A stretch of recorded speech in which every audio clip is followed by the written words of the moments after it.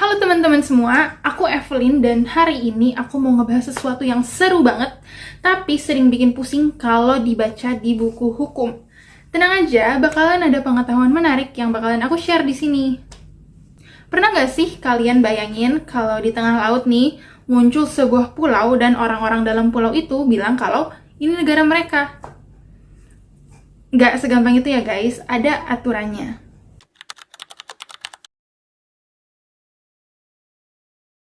Oke, yang pertama kita masuk ke pengakuan.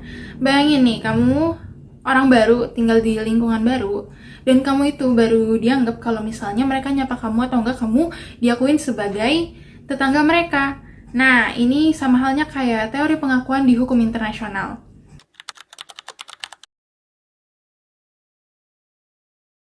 Di hukum internasional ada dua teori pengakuan.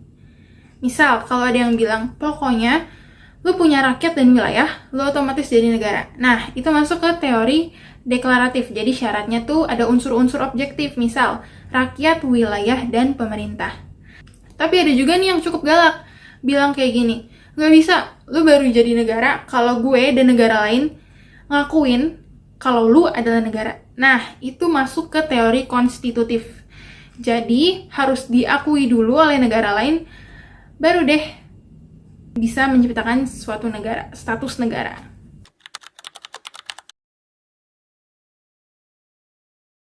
Bicara soal pengakuan, ternyata caranya itu macam-macam dan punya konsekuensi hukum yang beda banget.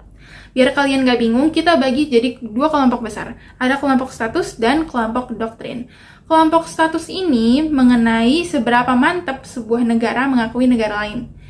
Kelompok status tuh dibagi menjadi dua, ada de facto dan de jure. Misal, kita mengakui kalau negara itu memang sudah punya rakyat, wilayah, dan pemerintah. Tapi sifatnya masih sementara. Itu disebut de facto ya. Jadi berdasarkan fakta. Nah, kalau pengakuannya sudah resmi menurut hukum internasional dan bersifat tetap atau permanen, negara itu diakui secara de jure, yaitu berdasarkan hukum. Terus gimana dengan kelompok doktrin? Kelompok doktrin ini muncul kalau ada pemerintah yang naik tahta lewat cara yang nggak biasa. Contohnya, kudeta. Doktrin ini dibagi menjadi dua juga, sama kayak kelompok status. Ada doktrin Tobar, caranya tuh tegas. Kita nggak boleh mengakui pemerintah baru hasil pemberontakan sampai mereka terbukti sah secara konstitusi atau lewat pemilu. Lalu ada doktrin Estrada. Nah, doktrin ini nggak kayak doktrin Tobar. Doktrin Estrada ini lebih santai. Jadi, kita nggak perlu kasih pernyataan resmi, mengakui atau tidak, karena itu urusan dalam negara mereka. Tandanya, kita masih mengakui atau enggaknya tuh cukup lihat aja gitu loh. Nggak usah ada buktinya, jadi kayak kita cukup tahu aja. Kalau dipikir-pikir, politik internasional tuh rumit juga ya. Kadang suatu negara tidak langsung mengakui pemerintah baru, karena mempertimbangkan kepentingan politik, keamanan, bahkan ekonomi mereka. Jadi pengakuan bukan cuma soal hukum, tetapi juga soal kepentingan negara masing-masing.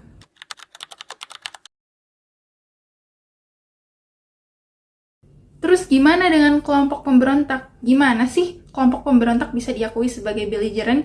Karena kan belligerent tuh punya subjek khusus di hukum internasional. Jadi, di hukum internasional, pemberontak tuh ada dua level yang diakui. Pemberontak yang statusnya masih masalah domestik disebut sebagai insurgent. Sedangkan pemberontak yang sudah diakui di dunia, punya hak dan kewajiban perang secara resmi, disebut belligerent.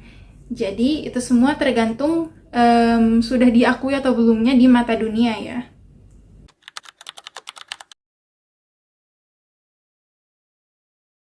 Tadi udah bahas pengakuan, sekarang kita bahas tentang gimana sih cara sebuah negara menentukan batas tanahnya. Misalkan kalau di rumah, antar rumah, nih kita bertetangga, batasnya tuh ditentukan oleh pagar yang ada atau tembok yang ada yang mengelilingi si tanah kita nih masing-masing. Terus gimana dengan negara? Negara kan nggak punya pagar sendiri. Nah, materi ini nih yang disebut sebagai kedaulatan teritorial, yaitu hak eksklusif negara buat berkuasa di wilayahnya sendiri. Jadi, menurut hukum internasional, pembagian negara tuh ada 3. Wilayah, darat, wilayah laut, dan wilayah udara.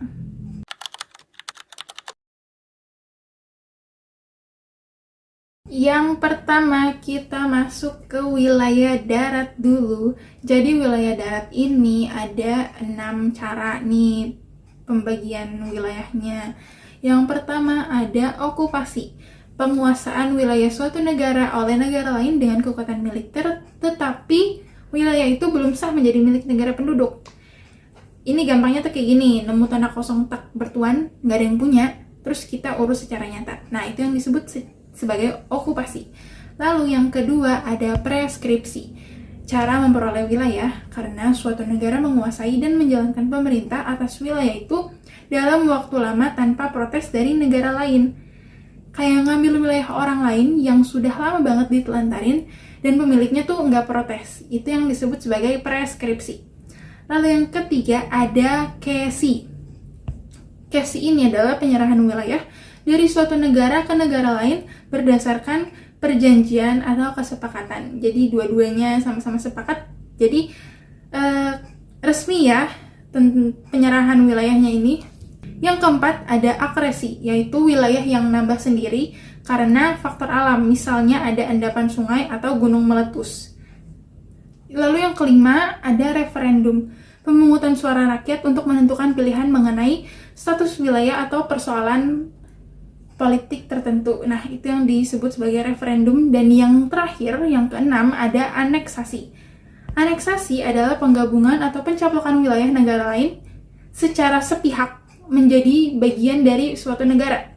Jadi ini tuh pakai kekuatan militer. Dan cara ini tuh haram dan ilegal. Jadi jangan diikutin.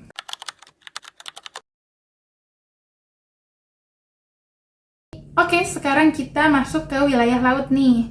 Kalau bahas laut, kita merujuk ke UNCLOS atau United Nations Convention on the Law of the Sea tahun 1982. Pembagian di wilayah laut ini lebih sedikit dari yang darat, yaitu ada 3 zona utama.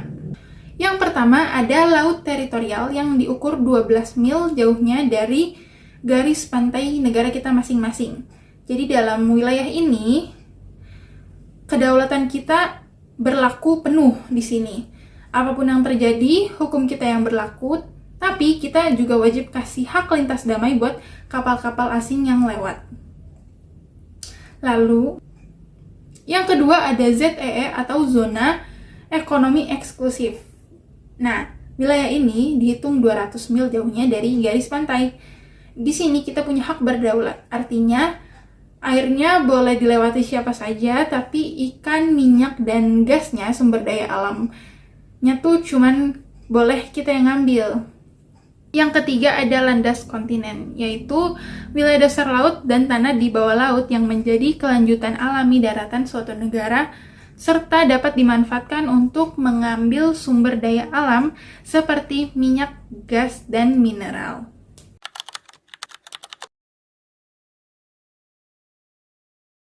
Oke, wilayah darat udah, wilayah laut udah. Sekarang kita bahas tentang wilayah udara. Jadi, wilayah udara ini kita bahas merujuk pada Konvensi Chicago tahun 1944. Nomor 1, ada kedaulatan komplit dan eksklusif. Jadi, negara punya kuasa penuh atas langit di atas daratan dan lautnya. Artinya, nggak ada bagian udara yang bebas tanpa pemilik selama itu masih di atas wilayah kita. Lalu yang kedua, ini tuh kayak lanjutan dari isi nomor 1, yaitu ada wajib izin tanpa terkecuali.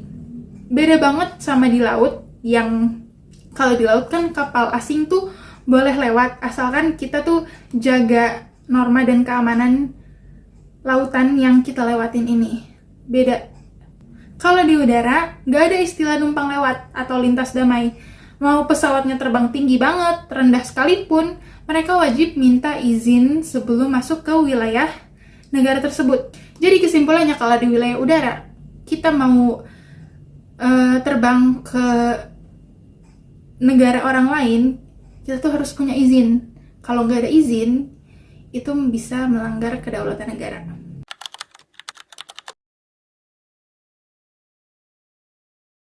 Ada yang beda nih.